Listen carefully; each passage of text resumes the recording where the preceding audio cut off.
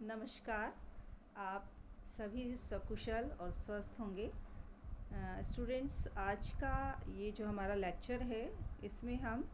पूर्व विद्यालय शिक्षा में निरीक्षण और मूल्यांकन जो है वो किस प्रकार किया जा सकता है, इसका अध्ययन करेंगे। अभी तक हम लोगों ने जो ईसीई में पढ़ते आ रहे हैं हम, उसके सारे इक्विपमेंट्स,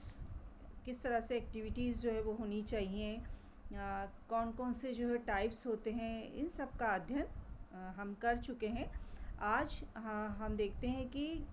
ये सारी जो एक्टिविटीज़ होती हैं प्री स्कूल में, या इतने सारे इक्विपमेंट्स जो हमने पढ़ा, यदि साथ ही हमने कैरिकुलम भी पढ़ा था, तो ये तभी जो सारी चीज़ें जो हैं, जितने भी इक्विपमेंट्स हैं, एक्टिविटीज़ हैं, वो तभी उपयोगी हैं जबकि उनका सही प्रकार से जो है वो मूल्यांकन हो। या कैरिकुलम के बारे में हमने पढ़ा था कि पाठ्यचर्या जिसमें क्या क्या एक्टिविटीज़ होनी चाहिए, तो वो तभी जो है वो सही होंगी जबकि उनका सुपरविज़न जो है वो समय पर होता रहे, या उसका मूल्यांकन जो है वो समय पर होता रहे। तो अभी मूल्यांकन जो है वो किस प्रकार से होना चाहिए, प्री स्कूल के बच्चे हैं, हम उनके लिए कोई एग्ज़ाम या इस तरह के मूल्यांकन की बात नहीं कर रहे हैं, या इस तरह के कोई निरीक्षण की बात नहीं कर रहे हैं, क्योंकि जितनी भी पूर्व विद्यालय शिक्षा है जो हम बात कर रहे हैं बार बार, ये जो पूर्व विद्यालय शिक्षा की उम्र, जैसे हमने शुरू में ही बात की थी जब इसका इंट्रोडक्शन पढ़ा था, कि प्री स्कूलर्स अर्थात 3 से 6-7 वर्ष तक के जो बच्चे हैं वो प्री स्कूल एज कहलाती है। चाहे वो बच्चे घर में शिक्षा ले रहे हैं या बाहर, क्योंकि हम यहाँ पर इसको जो हमने डिफरेंट टाइप्स पढ़े, मॉन्टेसरी, किंडरगार्टन, कि बच्चे जो है वो इन विद्यालयों में जाकर जो है वो प्री स्कूल एजुकेशन लेते हैं, और उसका मुख्य जो उद्देश्य है कि प्ले एक्टिविटी के माध्यम से बच्चों को जो है वो खेल खेल में सारी जो हम सिखाना चाहते हैं, उसको बेसिक कॉन्सेप्ट्स देना चाहते हैं, वो उसको हम खेलों के माध्यम से दें। तो यहाँ जो हम निरीक्षण की बात करेंगे या मूल्यांकन की बात करेंगे, तो वो भी बिल्कुल अनौपचारिक होनी चाहिए, क्योंकि जब हम अनौपचारिक रूप से उसके खेल की बात कर रहे हैं, अनौपचारिक रूप से हम ये बात कर रहे हैं कि बच्चा जो है वो सीखे चीज़ों को, जो बेसिक कॉन्सेप्ट्स हम उसे उसकी उम्र के अनुसार सिखाना चाह रहे हैं, तो मूल्यांकन जो होगा वो भी बिल्कुल अनौपचारिक पद्धति से होना चाहिए। अब वो अनौपचारिक कैसे हो सकता है कि हमें कोई एग्ज़ाम तो कंडक्ट नहीं लेनी है बच्चों की, लेकिन उनका लगातार जो है वो हम निरीक्षण कर सकते हैं, उसके द्वारा उनका मूल्यांकन कर सकते हैं। इसी तरह से कुछ हम प्रश्नावली जो है वो तैयार कर लें, बच्चों से जो है वो समय समय पर कुछ प्रश्न जो है वो अनौपचारिक रूप से पूछते रहें, तो इसके माध्यम से क्या होगा कि हमें वो सारी बातें जो हम उससे जानना चाह रहे हैं, कि हमारी जो हमने प्लानिंग की है, हमने उनके लिए कैरिकुलम प्लान किया है, हमने उनके लिए एक्टिविटीज़ प्लान की हैं, तो वो एक्टिविटीज़ जो हम उनको सिखाना चाह रहे हैं, जो हमारा उद्देश्य है, वो हम वास्तव में क्या प्राप्त कर पा रहे हैं या नहीं, तो वो हम इसके मूल्यांकन के माध्यम से प्राप्त कर सकते हैं। साथ ही हम देखते हैं कि मूल्यांकन जो है वो छोटे बच्चों के साथ तो बहुत निरंतर चलने वाली प्रक्रिया। हम एक बार मूल्यांकन करके और हम उसको जो है वो ये नहीं सोच सकते कि हमने बस अभी बच्चों को निरीक्षण कर लिया, हमें उनका लगातार जो है वो जो प्री स्कूल है उसमें मूल्यांकन जो है वो निरंतर होते रहना चाहिए, और सभी एस्पेक्ट्स को जो है वो ध्यान में रखा जाना चाहिए। जितने भी विकास के एस्पेक्ट्स हैं, चाहे वो बच्चों का नैतिक विकास है, सामाजिक विकास है, क्रियात्मक विकास है, शारीरिक विकास है, जितने भी विकास के पहलू हैं, इन सब को हमें उस मूल्यांकन में जो है वो ध्यान रखना होगा। साथ ही जो कुछ बेसिक स्किल्स है जो हम यहाँ पर देखना चाहते हैं, जैसे प्री स्कूल में मुख्यतः जो क्रियाएं कराई जाती हैं वो आई हैंड कोऑर्डिनेशन से संबंधित होती हैं, जो भी मोटर एक्टिविटीज़ कराई जाती हैं। इसी तरह हम देखते हैं कि जो बच्चे करते हैं, फाइन मोटर स्किल्स बच्चों में कितनी डेवलप हुई, उनकी पूरा फिज़िकल डेवलपमेंट में वो ग्रॉस मोटर स्किल्स किस प्रकार से कर रहे हैं, ये हमें इसमें जो है वो निरीक्षण में जो है वो और मूल्यांकन में ध्यान में रखना है। तो एक तरह से हम बात करें कि मूल्यांकन की जो तकनीक है वो बिल्कुल अनौपचारिक होना चाहिए, बहुत औपचारिक रूप से हम मूल्यांकन की यहाँ पर बात नहीं कर रहे हैं। दूसरी जो चीज़ है इसमें, कि ये जो मूल्यांकन है वो हमें अगली योजना के लिए जो है वो हमें प्रशस्त करेगा हमारी राह, कि यदि अभी बालक को हम नहीं सिखा पा रहे हैं, हमने जो प्लानिंग की थी, लेकिन कोई भी स्कूल जो है वो उसको नहीं सिखा, या बच्चों ने उतना नहीं सीख पाया है, कोई भी कमी रह गई है, तो हम अगली योजना में इस मूल्यांकन के द्वारा हम अगली योजना में जो है वो सुधार कर सकते हैं। दूसरा जो हमें ध्यान में रखना है कि जो प्रत्येक जो उम्र है उसके कुछ विकासात्मक उद्देश्य होते हैं, तो उन उद्देश्यों को ध्यान में रखकर क्या हमारी एक्टिविटीज़ थी, क्योंकि बच्चा यदि हमने सिखाने की कोशिश की और नहीं सीख पा रहा है, या नहीं वो उसमें वो चीज़ हम जो उसमें चाहते थे कि ये एक्टिविटी के माध्यम से ये हम उसमें विकसित करें, तो वो नहीं कर पा रहा है, तो इसका तात्पर्य है कि उस पर्टिकुलर उम्र के जो विकासात्मक उद्देश्य हैं उनको हमने ध्यानपूर्वक नहीं समझा। तो हर स्कूल के लिए ज़रूरी है कि अपनी मूल्यांकन टेक्निक्स जब भी वो यूज़ करे तो उसमें पहले देखें कि जो उसकी एक्टिविटीज़ हैं वो विकासात्मक उद्देश्यों के अनुरूप है भी या नहीं। फिर नेक्स्ट है कि जो जो मूल्यांकन किया जाए, तो उसमें एक तो होगा कि जैसे बच्चा उसे पहले से क्या आता है। मान लीजिए हम कोई एक्टिविटी प्लान कर रहे हैं, तो पहले तो हम ये जानने की कोशिश करें कि बच्चे को जो हम चीज़ सिखाना चाह रहे हैं उसमें उसमें पूर्व में कितना पता है,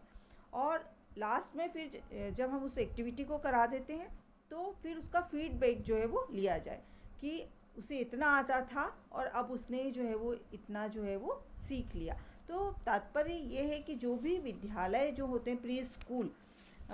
बजाय इसके कि वो कोई बहुत ज़्यादा ऐसी एग्ज़ाम कंडक्ट कराएं या बच्चों पर कोई प्रेशर डालें, क्योंकि ये जो स्कूल होते हैं चाहे मॉन्टेसरी या किंडरगार्टन, इनमें बच्चों पे दबाव या इस तरह की शिक्षा की बात जो है वो किसी भी मनोवैज्ञानिक, किसी भी शिक्षा शास्त्री, किसी भी दार्शनिक ने जो है वो नहीं कही है। लेकिन फिर भी जो है वो हम अनावश्यक रूप से हम देखते हैं कि प्रत्येक विद्यालय जो है वो बच्चों पर इस तरह की एग्ज़ाम्स वगैरह कराकर जो है उन पर प्रेशर जो है वो बनाया जाता है। हम वर्तमान अपनी शिक्षा व्यवस्था देख रहे हैं कि आगे जाकर तो बच्चा जो है वो तनावग्रस्त होता ही है, लेकिन यदि हम उसे प्री स्कूल में स्वतंत्र छोड़ें और उस स्वतंत्र अभिव्यक्ति के माध्यम से ही उसे कुछ सिखाने की कोशिश करें, तो ये प्री स्कूल जो है वो ज़्यादा सार्थक होते हैं, या इनका उद्देश्य जो है वो ज़्यादा सार्थक होता है। तो ये तो हमने बात की कि कैसे मूल्यांकन जो है वो होना चाहिए। अब हम देखते हैं कुछ जो है वो ऐसे बिहेवियर जो इंडिकेटर्स हैं जिनके माध्यम से हम मूल्यांकन कर सकते हैं, अर्थात कुछ ऐसी व्यवहारगत जो बातें हैं उनके आधार पर, जैसे क्योंकि हमें अनौपचारिक रूप से मूल्यांकन करना है, तो फिर कैसे मूल्यांकन करें, स्कूल के सामने ये एक बड़ी समस्या है। तो कुछ यदि वो बेसिक जो बच्चों की व्यवहारगत बातें हैं उनका यदि निरीक्षण करें तो वो समझ सकते हैं, या हम उसके कि बच्चों ने कितना सीखा इस बात को हम जान सकते हैं। तो जैसे अब हम मान लीजिए कि हमें बच्चे के क्रियात्मक विकास का मूल्यांकन करना है, तो छोटे बच्चे जब स्कूल में आते हैं, जब हम बात यहीं से करें कि 2.5-3 वर्ष के जो बच्चे हैं, तो वो यदि क्रियात्मक विकास उनका देखना है, तो वो सही प्रकार से जो है उनको जिस डायरेक्शन में मान लीजिए बॉल फेंकने के लिए दिए उस डायरेक्शन में वो फेंक पा रहे हैं या नहीं, प्रॉपर जो है वो कैच कर पा रहे हैं नहीं, क्योंकि कैच करने के लिए आई हैंड कोऑर्डिनेशन जो है वो आवश्यक होगा, तो बच्चे कैच कर पा रहे हैं या नहीं। फिर उन्हें जो है वो सिंपल जो है वो किसी उस पर बैलेंस बनाकर जो है वो चलने के लिए कहा जाए, तो बच्चा चल पा रहा है या नहीं। तो ये जैसे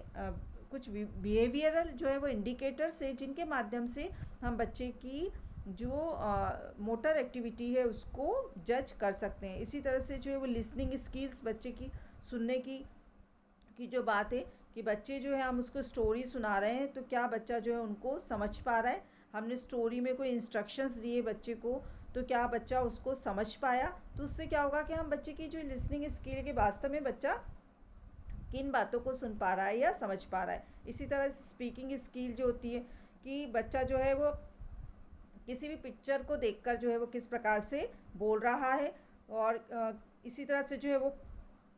खुद किस प्रकार से जो है वो स्टोरी कह पा रहा है।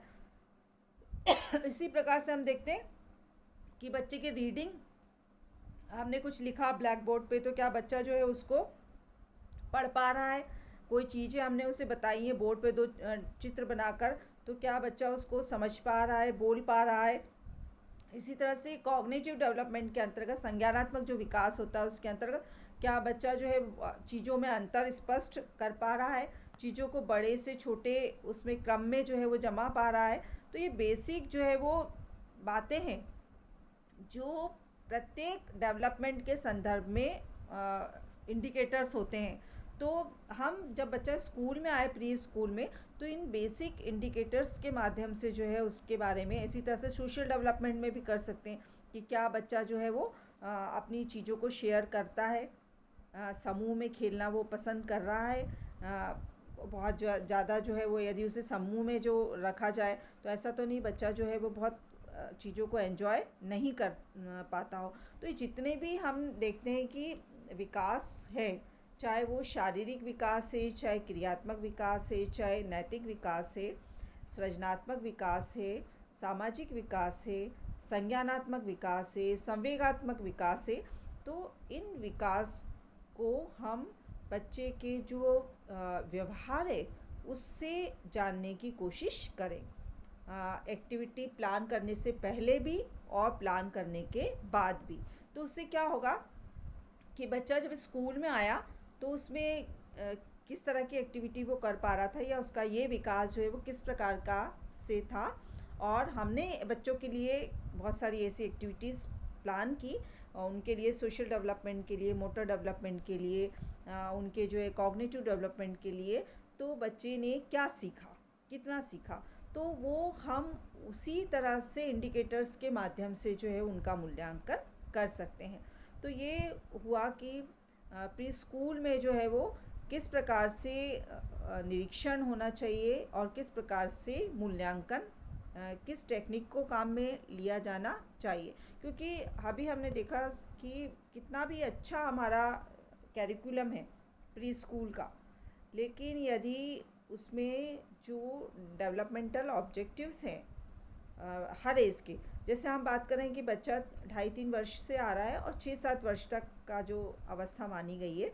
तो उसमें 3 से 4 वर्ष, 4 से 5 वर्ष, 5 से 6 वर्ष, हर अवस्था में जो है वो बच्चे में बहुत ज़्यादा परिवर्तन आता है। हमें ये भी पता है कि इस समय जो है वो बच्चे में तीव्र विकासात्मक जो है वो उसकी प्रक्रिया चलती है, सभी विकास जो है उसमें बहुत तेज़ी से होते हैं। तो हर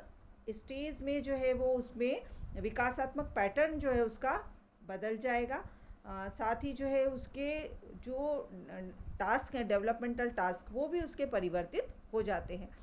तो इनको जो है हर उम्र में, मान लीजिए KG1 है, KG2 है, तो उसमें हम जो जो उसकी लर्निंग कराना चाहते हैं तो वो हम उसका अनौपचारिक रूप से किसी भी तरीके से जो है उसका मूल्यांकन करें। बहुत दबाव डालते हुए जो है वो हमें ना तो निरीक्षण करना है छोटे बच्चों का और ना ही उनका मूल्यांकन करना है, क्योंकि इससे जो हमारा प्री स्कूल का जो मुख्य उद्देश्य है, प्री स्कूल का जो है मुख्य उद्देश्य है कि छोटे बच्चे जो है बिल्कुल घरेलू वातावरण में,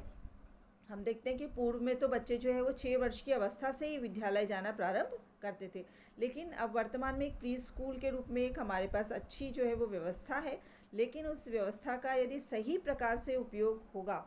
तो बच्चे के लिए उसकी लर्निंग जो कैपेसिटी है, बच्चे का जो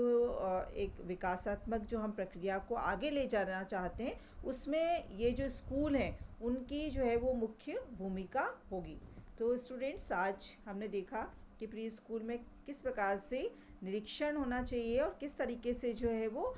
बच्चों का मूल्यांकन किया जाना चाहिए। इसका जो आगे का लेक्चर है, हमारा ये टॉपिक तो यहीं कंप्लीट होता है, इसके आगे जो है हम नया टॉपिक अपने नए लेक्चर में स्टार्ट करेंगे। धन्यवाद।